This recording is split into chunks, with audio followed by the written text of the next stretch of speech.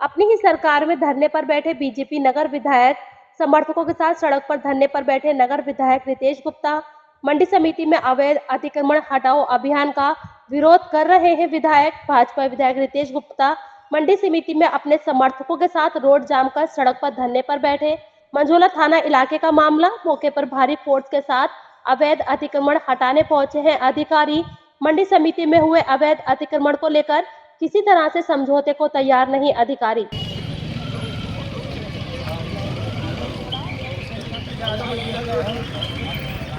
क्या रीजंस हुए ऐसे कि आपको बैठना पड़ा?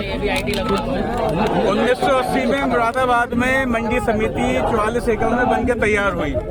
258 दुकानें दी गई, 258 लोगों का रजिस्ट्रेशन उसमें किया गया 1980। उसके बाद लगभग आज तक 550 से अधिक रजिस्ट्रेशन मंडी समिति में कर दिए गए आड़तियों के।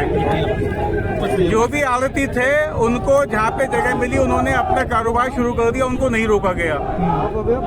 40 साल से 30 साल से आड़ती यहाँ पे काम कर रहे हैं।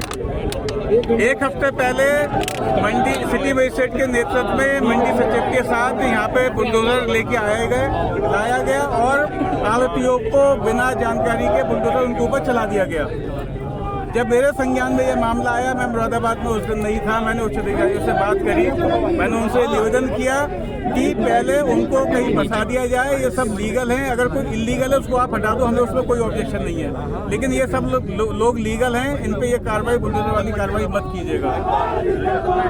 आज एक हफ्ते बाद पुनः मंडी समिति सचिव के नेतृत्व में 2 बुलडोजर आते हैं और भारतीय जनता पार्टी के जो पदाधिकारी हैं, जो कार्यकर्ता हैं, उनको चुन के उनके जो ब्याज है उनकी दुकानें हैं उन पर बुलडोजर चलाने का काम यहाँ पे किया गया है। भारतीय जनता पार्टी के ये कार्यकर्ता तन मन धन से पार्टी की सेवा कर रहे हैं, उसके बदले में ये अधिकारी उनको ये इनाम दे रहे हैं कि उनको चिन्हित करके उन पर बुलडोजर की कार्रवाई की जा रही है। माननीय मुख्यमंत्री जी का सीधा निर्देश अधिकारियों को है कि रेहड़ी पटरी वालों को, व्यापारी को, फल सब्जी वालों को पहले बसाने का काम करें, उसके बाद उछालने का काम करें। हम भी ये कह रहे हैं, हमने भी ये मांग रखी, पहले जो यहाँ पे 500 से अधिक आड़ती हैं उनको आप प्रॉपर बैठने की व्यवस्था दे दीजिए, बना दीजिए, उसके बाद आप जो आपको लगता है इलीगल उसको हटा दीजिए।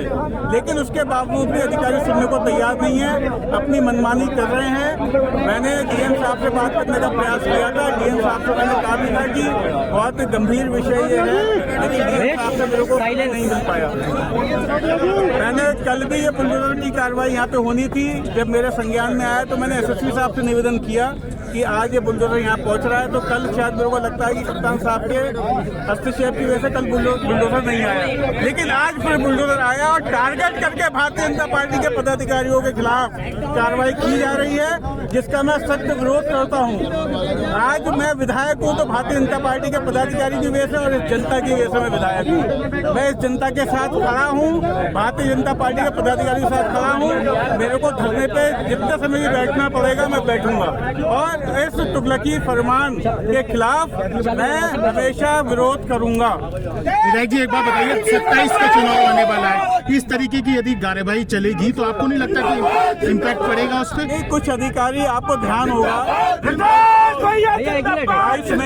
22 में भी कुछ अधिकारियों ने पाला पलटा था, उनको लगा था कि सफाई की सरकार आ रही है तो उन्होंने सही की कार्रवाई शुरू कर दी थी। आज भी कुछ अधिकारी इसी मंशा के साथ काम कर रहे हैं। ये सरकार को, पार्टी को, भाजपा को नुकसान देने का प्रयास नहीं, लगातार कोशिश इनका नुकसान करने में लगे हुए हैं। भारतीय जनता पार्टी के पदाधिकारियों के खिलाफ लगातार कार्रवाई होती है। कोई व्यक्ति थाने में जाता है, मैं बताता है कि भाजपा के पदाधिकारी उससे वहाँ चौकी का बैठा हुआ सिपाही दलों का बदतमीजी करता है। तो आपने लखनऊ में अधिकारियों को इस बात की जानकारी दी? मैंने पूरी जानकारी दी है ऊपर, और भी मैं जाऊंगा इस विषय को माननीय मुख्यमंत्री के सामने रखूंगा कि ये स्नेह का बदनाम करने का प्रयास सरकार को कुछ अधिकारियों के द्वारा किया जा रहा है। तो अब कब तक बैठने वाले हैं प्रोटेस्ट पे?